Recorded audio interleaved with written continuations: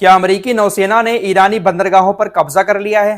क्या अमेरिका के 10,000 मरीन सैनिक ईरानी बंदरगाहों की नाकेबंदी करके किसी मिशन को अंजाम दे रहे हैं? दरअसल मिडिल ईस्ट के अंदर मौजूद अमेरिकी सेंट्रल कमांड की तरफ से एक बड़ा दावा किया गया है। अमेरिकी सेंट्रल कमांड ने कहा कि हमारे तकरीबन 10,000 मरीन सैनिक दर्जनों विमानों और दर्जनों युद्धपोतों के साथ मिलकर ईरानी बंदरगाहों पर एक मिशन को अंजाम दे रहे हैं। अमेरिकी सेंट्रल कमांड के इस दावे को अल जजीरा की तरफ से भी रिपोर्ट किया गया है। अल जजीरा ने भी ये बात लिखी है कि अमेरिकी सेंट्रल कमांड दावा कर रहा है कि हमने ईरानी जहाजों की जो नाकेबंदी की है उसमें तकरीबन हमारे 10,000 मरीन सैनिक तैनात हैं। अमेरिकी सेंट्रल कमांड की तरफ से दावा किया गया कि जब हमने स्ट्रेट ऑफ हॉर्मुज की ईरानी बंदरगाहों की नाकेबंदी शुरू की तो 24 घंटे के अंदर कोई भी जहाज उधर से नहीं गुजरा। जो जहाज आ रहे थे वो पीछे ही लौट गए। वॉल स्ट्रीट जर्नल की रिपोर्ट के मुताबिक अमेरिकी नौसेना ने कहा है कि हमारी नाकेबंदी को तोड़कर कोई भी जहाज अगर निकलने की कोशिश करेगा हम उसको रोकेंगे और रोकने के बाद उसको समुद्र में ही खड़ा कर देंगे। जब तक अमेरिकी नौसेना की तरफ से कोई परमानेंट जगह तय नहीं कर ली जाती तब तक वो जब्त किया हुआ जहाज समुद्र में ही खड़ा रहेगा। जब जगह तय हो जाएगी तो उस जहाज को उस जगह पर ले जाकर खड़ा कर दिया जाएगा। तब तक हिरासत में लिया हुआ कोई भी जहाज अरब सागर या फिर हिंद महासागर में हमारी नौसेना की निगरानी में खड़ा रहेगा। फिलहाल बड़ी खबर यही है कि अमेरिकी सेंट्रल कमांड ने बड़ा दावा किया है कि तकरीबन 10,000 मरीन सैनिक हमारे मौजूद हैं, नाकेबंदी किए हुए हैं। ईरानी बंदरगाहों से ना तो कोई जहाज आ रहा है और ना ही जहाज कोई जा रहा है। इससे ईरान भी बहुत ज्यादा परेशान हो चुका है। अमेरिका दावा कर रहा है कि सिर्फ हमारी 2 दिन की नाकेबंदी में ही ईरान को बहुत ज्यादा परेशानी में डाल दिया है। इधर अमेरिकी सेंट्रल कमांड की तरफ से दावा किया जा रहा है कि हमने जो नाकेबंदी की है उस नाकेबंदी से ईरान बहुत ज्यादा परेशान हो चुका है। दूसरी तरफ खबर ऐसी आ रही है कि डोनाल्ड ट्रंप खुद इस बात को कह रहे हैं कि हो सकता है कि आने वाले 2 दिनों के अंदर पाकिस्तान के अंदर एक बार फिर से ईरान और अमेरिका के अधिकारियों की बातचीत शुरू हो जाए। दरअसल ट्रंप ने द पोस्ट को बताया कि अमेरिका ईरान वार्ता अगले 2 दिनों के अंदर पाकिस्तान में हो सकती है। ट्रंप ने द पोस्ट के पत्रकारों से कहा कि आपको वहीं रहना चाहिए क्योंकि अगले 2 दिनों में कुछ भी हो सकता है और हम वहां जाने के लिए बहुत ज्यादा इच्छुक हैं। इसकी उम्मीद बहुत ज्यादा है कि हम पाकिस्तान में ईरान के साथ बातचीत करेंगे। आप जानते हैं क्यों इसकी उम्मीद ज्यादा है? डोनाल्ड ट्रंप ने कहा कि इसकी उम्मीद इसलिए ज्यादा है क्योंकि पाकिस्तान के फील्ड मार्शल आसिम मुनीर बहुत अच्छा काम कर रहे हैं। आसिम मुनीर बहुत शानदार हैं, इसलिए हमारे वहां वापस जाने की उम्मीद बहुत ज्यादा है। पाकिस्तानी सेना के प्रमुख फील्ड मार्शल आसिम मुनीर की शान में कसीदे पढ़े गए हैं डोनाल्ड ट्रंप की तरफ से। कितनी बड़ा चढ़ाकर तारीफ की गई है कि बहुत अच्छा आदमी है, वो बहुत शानदार आदमी है, बहुत ज्यादा कोशिशें कर रहा है, इसलिए हम जरूर जाएंगे पाकिस्तान दूसरे दौर की बातचीत करने। देखिए हमारे यहां पर बहुत सारे लोग ऐसे हैं, टीवी पर भी आपने बहुत सारे एक्सपर्ट्स देखे होंगे जो आसिम मुनीर को आतंकी कहते हैं। इसकी सेना जो कारनामे करती है वाकई में आतंकियों वाले कारनामे हैं, लेकिन वही लोग डोनाल्ड ट्रंप को भी सपोर्ट करते हैं और डोनाल्ड ट्रंप खुलकर इस आसिम मुनीर की तारीफें कर रहा है। यह गोरा बहुत चालाक है दोस्तों। आसिम मुनीर की खुलकर तारीफें इसकी तरफ से की जा रही हैं, वहीं दूसरी तरफ हमारे देश के प्रधानमंत्री मोदी जी को भी इसने फोन लगा दिया और यह जानकारी हमारे देश के प्रधानमंत्री मोदी जी की तरफ से खुद दी गई। मोदी जी ने पोस्ट किया, मुझे मेरे मित्र डोनाल्ड ट्रंप का फोन आया, हमने अलग अलग क्षेत्रों में द्विपक्षीय सहयोग में हुई उल्लेखनीय प्रगति की समीक्षा की। हम सभी क्षेत्रों में अपनी व्यापक वैश्विक रणनीतिक साझेदारी को और मजबूत करने के लिए प्रतिबद्ध हैं। हमने पश्चिम एशिया की स्थिति पर भी चर्चा की और स्ट्रेट ऑफ हॉर्मुज को खुला और सुरक्षित रखने के महत्व पर भी जोर दिया। डोनाल्ड ट्रंप ने प्रधानमंत्री मोदी जी को भी कॉल किया और मोदी जी अपना मित्र बताते हुए डोनाल्ड ट्रंप के बारे में इस तरह का पोस्ट लिख रहे हैं। वहीं डोनाल्ड ट्रंप जो है वो पाकिस्तानी सेना के प्रमुख की शान में कसीदे पढ़ रहा है। इस बंदे को हमारे देश के लोगों ने बहुत ज्यादा प्यार मोहब्बत दिया। अरे इसको लेकर हमारे देश के अंदर चुनावी कैंपेन तक चला दिया मोदी जी ने, लेकिन फिर भी ये हमारे देश के बारे में नहीं सोचता है।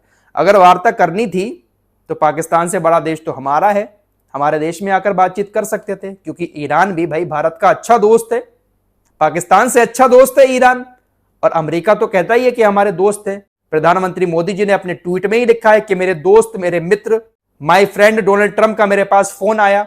हमारे देश के अंदर भी बातचीत हो सकती थी, लेकिन हो सकता है कि जानबूझकर इसकी तरफ से ऐसी हरकत की गई हो कि पाकिस्तान के अंदर बातचीत करेंगे। ऊपर से तारीफें कर रहा है आसिम मुनीर की, बहुत शानदार आदमी है। आइए अब थोड़ा सा इजरायली सैनिकों की बात कर लेते हैं। बहुत बहादुर अपने आप को इजरायली सैनिक मानते हैं।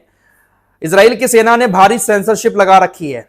जो भी इनके सैनिकों को नुकसान होता है उसकी खबरें ज्यादा बाहर नहीं आ पाती हैं, लेकिन फिर भी कुछ रिपोर्ट सामने आई हैं इजरायली हॉस्पिटल्स के हवाले से। तकरीबन लेबनान के बॉर्डर पर इस जंग के दौरान जो 28 फरवरी से शुरू हुई है, 570 इजरायली सैनिकों के हताहत होने की खबर है। लेबनान के बॉर्डर पर जो हॉस्पिटल हैं वो भरे पड़े हैं घायल इजरायली सैनिकों से, ऐसी रिपोर्ट सामने आ रही है। इजराइल के अंदर कितना नुकसान हो रहा है, इनके सैनिकों का क्या हाल हो रहा है, ये लोग सामने नहीं आने देते हैं। सामने अगर इनकी सारी हकीकत आ जाए ना तो दुनिया में मुंह दिखाने लायक नहीं बचेंगे ये लोग। फिलहाल ये आपकी स्क्रीन पर जो शख्स दिखाई दे रहा है ये इजराइल का सेटलर है। इजराइल का एक ऐसा आम निवासी है जो अपने हाथों में बंदूक भी रखता है। बहुत सारे इजरायली सेटलर्स हैं जो हाथों में बंदूक लिए फिलिस्तीनी क्षेत्रों में घूमते रहते हैं, लोगों को परेशान करते हैं। एक फिलिस्तीनी महिला को यह शख्स परेशान कर रहा था, बंदूक पास थी, मोबाइल निकालकर उसको परेशान कर रहा था और चिंपैंजी की तरह ही करके दांत दिखा रहा था। अब ये नर है मादा है मुझे तो समझ नहीं आ रहा है इसका होलिया देखकर, लेकिन हरकतें इसकी इंसानों वाली है नहीं। इसकी जो वीडियो वायरल हुए परेशान करते हुए उसमें लग ही नहीं रहा है कि इंसानों वाली ये हरकतें कर रहा है, अजीब शजीब आवाजें निकाल रहा है, ऊ करके फिलिस्तीनी महिला को चिढ़ा रहा है। इसका फोटो, इसका वीडियो पूरी दुनिया में इतना ज्यादा वायरल हुआ कि इटली की एक फेमस मैगजीन एल एस्प्रेसो ने इस फोटो को अपने फ्रंट पेज पर जगह दी। इटली की काफी मशहूर मैगजीन है एल एस्प्रेसो, फ्रंट पेज पर जगह दी और उसमें कुछ इसके खिलाफ बातें लिखी कि देखिए फिलिस्तीनियों के साथ ये इजरायली सेटलर्स किस तरह से पेश आते हैं। बहुत सारी बातें लिखी गई थी। जब इस तरह से इटली की एक मशहूर मैगजीन ने इजरायलियों की हकीकत दिखाने की कोशिश की तो इटली के अंदर जो इजरायली राजदूत है उसको मिर्ची लग गई। इजराइल के राजदूत ने चिल्लाना शुरू कर दिया कि ये मैगजीन ने जो कवर पेज पर हमारे सेटलर्स की इस तरह के फोटो छापकर उसकी सच्चाई दिखाई है, यह सरासर यहूदी विरोधी भावना है।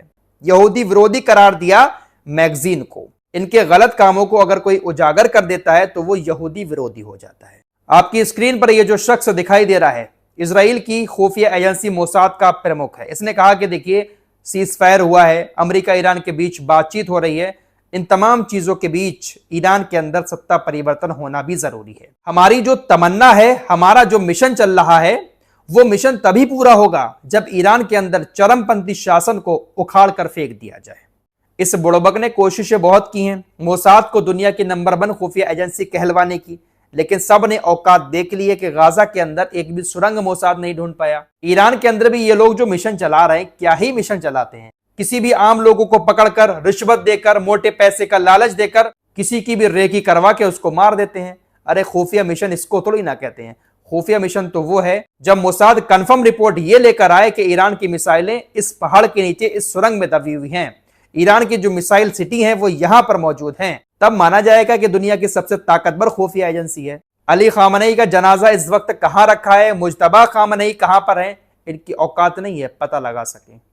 जो लोग मारे गए हैं, अली खामनेई मारे गए या जो और नेता मारे गए, कोई अपनी बहन के घर था, कोई अपने घर पर था, कोई अपने भाई के घर पर था, कोई अपने बेटे के घर पर था। जब इस तरह से लोग जमीन पर एक दूसरे के घरों में होंगे तो जाहिर सी बात है कि उनकी रेकी करना बहुत आसान हो जाएगा।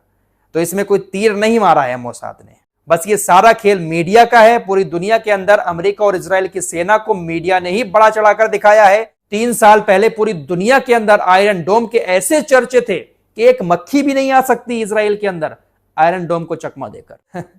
कहां कोने में पड़ा है आयरन डोम पता भी नहीं है। इस रिपोर्ट में इतना ही, कुछ और खबरों के साथ फिर हाजिर होऊंगा। अपना ख्याल रखिएगा। अल्लाह हाफिज।